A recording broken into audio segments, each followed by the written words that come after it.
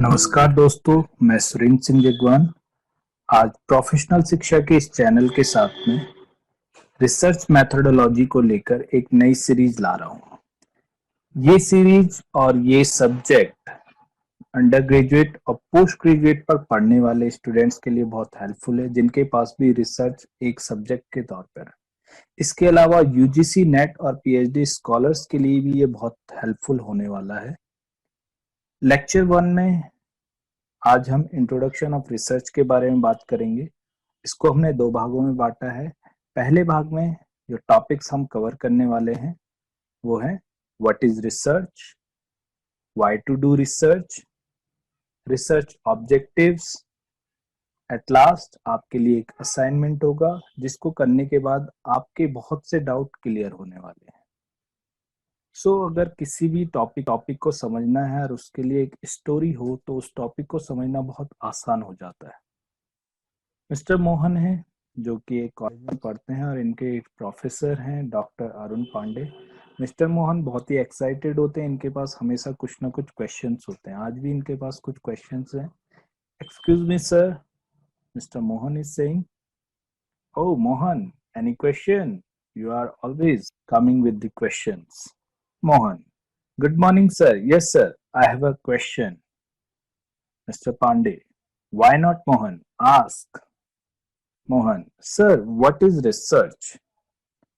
Dr. Pandey, nice question. Listen, Mohan, when you see something and some questions come to your mind and you go to find answer, how it happens and how it could be better. So you do research.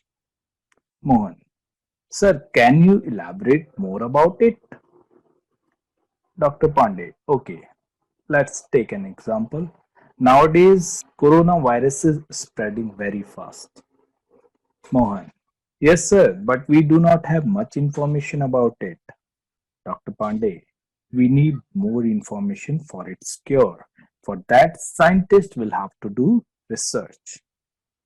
Yes, sir, it is mutating with the time. Dr. Pandey, yes, and for that, scientists will do testing and gather more and more information. They will interpret these information in a systematic way to find some cure. Mohan, and then they will prepare some solutions. Dr. Pandey, yes, this all procedure will come under research. यहाँ पे मोहन की जो query है research को लेके वो बहुत genuine है एज अ स्टूडेंट। और प्रोफेसर अरुण पांडे ने भी जो बताया है कि रिसर्च जो है वो एक प्रोसीजर है। रिसर्च ऐसा नहीं है कि आपने केवल इंफॉर्मेशन कलेक्ट की। रिसर्च में आपके पास जो भी प्रॉब्लम है उसको लेके आप इंफॉर्मेशन कलेक्ट करते हैं, उसको इंटरप्रेट करते हैं एक प्रोसीजर के थ्रू और उससे आंसर्स निकालने की कोशिश करते हैं। So that is all about research. Mohan, thank you sir. Now I got my answers and I will come with some more. So, Mohan के तो डाउट क्लियर हो गए हैं। आपके डाउट क्लियर करने के लिए थोड़ा और इसको इलैबोरेट करते हैं। रिसर्च, चलिए अब इसको कुछ और तरीकों से भी समझ लेते हैं। रिसर्च ये दो शब्दों से मिलकर बना है, री प्लस सर्च, और इसका मतलब आप लोग जानते हैं तो बार बार सर्च कीजिए, दोबारा सर्च कीजिए। अगर कोई जानकारी मिल चुकी है तो आपको अगर उसको और ज्यादा रिफाइन करना चाहते हैं तो आप उसको दोबारा से सर्च कर सकते हैं। बहुत सारे रिसर्चर, बहुत सारे स्कॉलर्स इसी पे ही काम करते हैं। वो कोई नई जानकारी नहीं बना रहे, कोई नई चीज दुनिया को नहीं दे रहे हैं। वो किसी ऑलरेडी जो जानकारी इस दुनिया में है उसको और ज्यादा रिफाइन करने के लिए और ज्यादा सर्च करें इंफॉर्मेशन को। That is known as research. Second, it is a movement from known towards the unknown. किसी को कोई जानकारी है और वो और जानकारी उसमें जुटाना चाहता है, यानी कि आपको जो जानकारी है और बाकी चीजें आप उसके बारे में एक तरीके से नहीं जानते हैं। So it is a movement, ये एक टाइप की जर्नी है कि आप जो जानते हैं उससे आप उस तरफ जाएं जो आप नहीं जानते हैं। Then it is a systematic way to find out your answer. ऐसा नहीं है, रिसर्च एक प्रोसेस है और एक सिस्टमैटिक प्रोसेस है। आपको स्टेप बाय स्टेप रिसर्च के प्रोसेस को फॉलो करना होगा, तभी आप प्रॉपर तरीके से रिसर्च को कर पाएंगे। So it is a systematic way. Now what is research? Research is a way of thinking, examining critically the various aspects of your day to day professional work। आप कुछ भी काम कर रहे हैं उसको आप क्रिटिकली एग्जामिन करना चाहते हैं, उसको और बेहतर बनाना चाहते हैं, उसके प्रॉब्लम्स ढूंढना चाहते हैं। सो आप उसके लिए रिसर्च कर सकते हैं, क्या प्रॉब्लम्स आपके day to day professional work में आ रही हैं जिसके कारण आप आगे नहीं बढ़ पा रहे हैं। सो उसके लिए आप रिसर्च कर सकते हैं। Understanding and formulating guiding principles that govern a particular procedure। कोई भी टास्क आप कर रहे हैं, आप मैनेजर हैं किसी कंपनी में, और वहां पे आपको अपने जो भी डाउन अंडर सबॉर्डिनेट्स हैं उनको आपको मोटिवेट करके रखना है जिससे कि वो अपना काम प्रॉपर तरीके से कर सकें। सो उसके लिए आपको जो फॉर्मुलेटिंग प्रिंसिपल्स हैं उनको समझना पड़ेगा, और रिसर्च के थ्रू आप नए प्रिंसिपल्स भी तैयार कर सकते हैं जिससे कि आप उनको अच्छे तरीके से संभाल सके, मोटिवेट कर सके काम पर। Third one is developing and testing new theories that contribute to the advancement of your practice and profession. जो भी थ्योरीज चली आ रही हैं पहले से मैनेजमेंट की, आप उनमें और कुछ ऐड ऑन कर सकते हैं, कुछ एडवांसमेंट उनको दे सकते हैं जो कि आपके प्रैक्टिस और प्रोफेशन में बहुत काम आएंगे। डेफिनेशंस क्या है इसकी?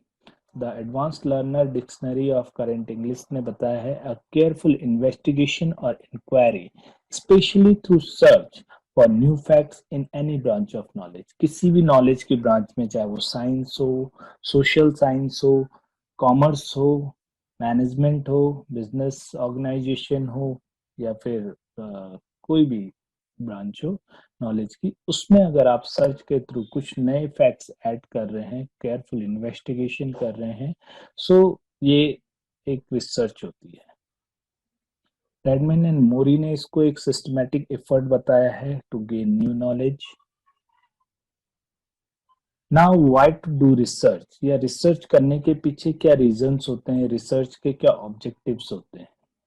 Research is to gain familiarity and to identify the root cause of any problem। अगर आप प्रॉब्लम्स के रूट कॉज ढूंढना चाहते हैं तो आप रिसर्च कर सकते हैं। लाइक आजकल कोरोना वायरस चल रहा है, तो कोरोना वायरस क्यों हो रहा है, व्हाट आर द रीजंस, आप जानना चाहते हैं उसके, तो आप रिसर्च कर सकते हैं, या डॉक्टर्स इसी बेसिस पे रिसर्च कर रहे हैं। Then to define or to explore the characteristics of an individual group objects or event etc। किसी भी इवेंट के, ऑब्जेक्ट के, ग्रुप के, लाइक कोरोना को ही एग्जांपल ले लेते हैं, कोरोना के क्या सिम्टम्स हैं, क्या नई सिम्टम्स आ रहे हैं, कैसे ये म्यूटेट कर रहा है, म्यूटेट करने के बाद कैसे ये अफेक्ट कर रहा है, उसको एक्सप्लोर करना चाहते हैं, उसके सिम्टम्स को, उसके कैरेक्टरिस्टिक्स को, क्यों ये हो रहा है, ओके, और होने के बाद ये कैसे बॉडी में रिएक्ट कर रहा है, क्या उसके कैरेक्टरिस्टिक्स हैं, थ्रोट इन्फेक्शन हो रहा है, लंग्स में प्रॉब्लम हो रही है, सांस लेने में कमी आ रही है, ऑक्सीजन की कमी हो रही है। सो ये आप इसको एक्सप्लोर कर सकते हो रिसर्च के थ्रू, और जो साइंटिस्ट हैं, रिसर्चर हैं जो इस फील्ड में काम कर रहे हैं, वो इसी चीज को एक्सप्लोर कर रहे हैं कि न्यू जो म्यूटेट वायरस आ रहा है वो कैसे काम कर रहा है, what are the characteristics of that new virus। Then to gain familiarities about frequencies of occurrences। इसको भी चेक किया जा सकता है कि कोई चीज कैसे हो रही है, कितनी बार हो रही है, उसकी फ्रीक्वेंसीज कैसी हैं, कितने समय बाद वो दोबारा हो सकती है, वो कम होगी, ज्यादा होगी। Like share market, share market में उतार चढ़ाव होता है, सो कब वो नीचे जा रहा है, कब वो ऊपर जा रहा है, कितनी बार वो ऊपर नीचे जा रहा है। So to gain familiarities about these frequencies or occurrence, it is also the objective of the research। इसके बारे में पता रहना रिसर्च के ऑब्जेक्टिव्स में से एक है। And to find solution of a problem, कोई भी प्रॉब्लम चल रही है उसका सॉल्यूशन ढूंढना रिसर्च का ही एक ऑब्जेक्टिव है। नाउ असाइनमेंट पार्ट, अब आप लोगों के लिए असाइनमेंट है। असाइनमेंट में आप लोगों को जो करना है, आप अपना जो असाइनमेंट है उसको कमेंट बॉक्स में भी डाल सकते हैं। इससे हमें पता चलेगा कि क्या आप हमारे जो भी हमने पढ़ाया है उसको समझ पाए हैं या नहीं समझ पाए हैं।